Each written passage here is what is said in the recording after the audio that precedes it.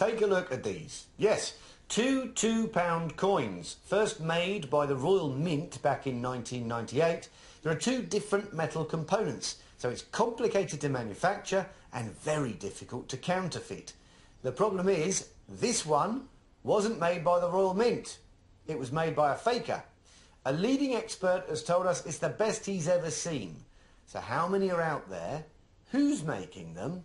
And could you tell the difference? Previously on Fake Britain, we've seen huge hordes of fake coins. Here, police were raiding the premises of criminals, churning out £1 fakes. Coin bags, loads. An estimated 1 in 30 £1 coins is fake. The Royal Mint is so concerned, they'll soon be introducing this new 12-sided pound coin to combat the counterfeiters. But now the fakers are turning their attention to the £2 coin. And that's a problem for Andy Brown. His company services coin-operated machines across the country. In the last year, he's seen an increase in the number and quality of the new £2 fakes. It's a far cry from how the coin fakers started out. So this was one of the early fakes that we found, which is really just a lump of lead tin alloy and then spraying it gold to make it look like a genuine coin. That was then. Now fake £2 coins are getting much closer to the genuine article. The fakes have got much better. They can now be accepted in some of the vending machines and car park machines that are out in the field. For us, the concern is to try and stop the fakers before they really start getting going. Today, Fake Britain has asked Andy to see if he can find any of the latest fake £2 coins in circulation.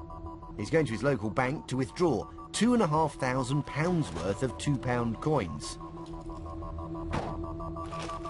He expects to find some fakes amongst all 1,250 of them. We're going to put them through the coin validator to see if any of them get rejected, and then we can check to see whether they're counterfeits. This coin validator is identical to anything you'd find inside a ticket or vending machine. It takes 16 different measurements of the coin, including its width and weight, to work out if it's genuine or not. Any coin outside the validator gets rejected out of a different slot and generally would be returned back to the customer if he was putting it in the machine. None of the coins from the bank have been rejected by the validator, but Andy knows that the latest fakes are good enough to beat the machine. So using his experience and a keen eye, he and a colleague sift through the coins to try and find anything unusual.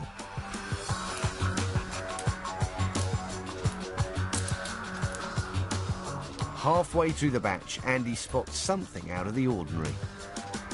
We've discovered a coin that looks a bit different to all the rest. It's a 2011, which is one of the years that we've got a number of counterfeit coins for already.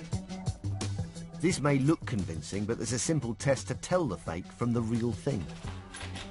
If we go to a genuine coin, one of the quick and easiest tests to discover whether a coin is counterfeit is to hold it up with the £2 at the top and the date at the bottom, and then spin the coin on its axis, and the coin's head should be facing upwards, what we would call 12 o'clock, and on the fake, when we turn the head round, it's more like it's at 3 o'clock. So that one is definitely a counterfeit coin. But it's only by using a microscope that Andy can uncover the signature markings of a fake. Now I've got the counterfeit and a genuine coin side by side, and we're just checking the rim inscription to see what difference there is there, and straight away when we look at the mint marks, the one on the bottom is a genuine coin. You can see the nice mint mark which looks really well stamped, and the one on the top is the counterfeit with the poor mint mark. And as we go round, the edge lettering is all totally different. The text is very poorly done, particularly the letter S is a very distinctive letter on this counterfeit, and the A's, which has got like a circle in the centre of it. Next, Andy takes his find downstairs for computer analysis to have a more detailed look at the properties of the fake £2 coin. Yeah, Chris, I'd like to try and calibrate that one for us. Here he can measure the probability of the coin beating a vending machine in the outside world. And there's no stopping this £2 fake. It beats the coin validator again and again, 30 times out of 30 and beyond. So we've now inserted the coin over 100 times and we've still got a 100% acceptance rate. Even genuine coins get rejected now and then due to their imperfections. But it seems this fake could be better than the real thing. We would expect a genuine coin to have something like a 95% acceptance rate. So it's quite concerning that we've got a counterfeit coin that's given us a 100% acceptance rate. And that is a bit of a worry, isn't it? The performance of the fake he's found today could have much wider implications for Britain's coinage. Some vending operators deposit their money into a bank via a cash centre, so if this coin can be accepted by a validator, it would generally be accepted as a genuine coin in a sorting machine, so they won't be able to take them out of circulation. It's thought that there are hundreds of thousands of fake £2 coins in circulation. But with the latest fakes able to fool a machine, can they also fool consumers? It's a normal £2 coin, isn't it? What do I make of it? It looks a genuine article, a normal £2 coin. If you're walking the streets and you're exchanging this very quickly, you wouldn't know the difference. Well, it's the same weight, I think. If someone come in and gave me this as £2, I'd think it was an actual £2 and accept it, yeah. Yeah, this is dangerous, actually. Fake Britain wanted to know what the experts make of the new high-end £2 fakes. We arranged for Andy to take it to the Goldsmiths Company, an assay office in the heart of London that's tested and hallmarked precious metals for nearly 7 centuries. Every year they check and approve a selection of Britain's coinage. Goldsmiths' Dave Merry is here to analyse Andy's fake £2 coin. Good. Been a busy man by the look of it. We have, yes.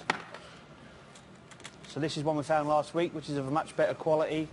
Yeah. Being accepted by most of the vending machines. Blimmin' hell, yeah, you can see why on that. Dave Merry's immediately impressed by the look of the coin.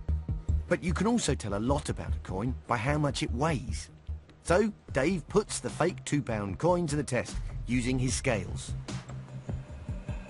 The Royal Mint's published weight for a genuine £2 coin is 12 grams. And we've just weighed the counterfeit one, and again we're getting a reading of 12 grams. It's remarkably close to a genuine Royal Mint coin. The weight of the fake £2 coin matches that of a real one, but Dave wants to know exactly what the fake is made of, and to do that, he'll have to X-ray it. The great thing about this bit of kit is it will give you a readout and percentages of actually all those different elements that go to make up a coin. A genuine £2 coin is bimetallic, meaning it's made up of 2 different copper-nickel alloy metals. This makes the outer rim gold and the inner part bright silver. The bimetallic feature was introduced by the Royal Mint to make it harder for the fakers to copy coins. First, Dave shows us the composition of the inner part of the genuine coin. It's just over 70% copper and nearly 30% nickel. Now, how about the composition of the fake? We can see straight away we've got 68% copper, 31% nickel, and there's a trace element of iron in there. This is a very good fake. The figures look much more closer than I've seen previously for other fake coins. That sort of coincides with what we've seen with the validators, really, where it's being accepted by some of the validators. So Right, it would seem that the metal content is obviously fairly close to that of a To genuine the coin. yeah. The outer yellow ring of a genuine £2 coin also contains the metal zinc. The fakers have even managed to get that into their fake. We've got nickel, copper and 14.2% zinc. So we've got the added element there now, which wasn't in the middle part, which is obviously the zinc. So a really good quality fake. All the figures are fairly close to that of a genuine coin. Yeah, very, very close. The fakers have cracked the Royal Mint's bimetallic safety measures. If experts are having difficulty, consumer have got no hope of being able to tell the difference. We showed the results of our tests on the fake £2 coin to Robert Matthews, a former assay master of the Royal Mint. This is certainly the best £2 counterfeit that I've seen. Robert's concerned about the implications of the huge amount of effort that's gone into this fake £2 coin.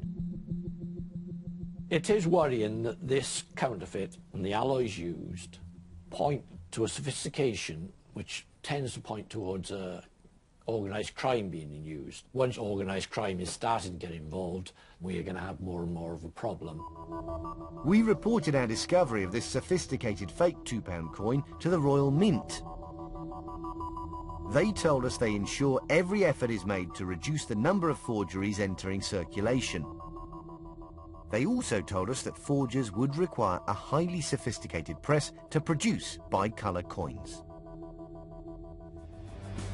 Difficult to produce, but they are being produced in their thousands.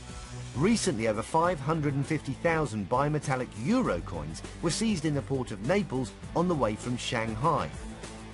Experts are worried that shipments of similar £2 fakes could be arriving on our shores. The £2 counterfeiting is entering a new stage, and this should be tackled now. Whether it means changing the coin, we need to be thinking seriously now about how to increase the security of the £2 coin. Coming up, we go back in time to see the fake collectible coins that are also duping members of the public.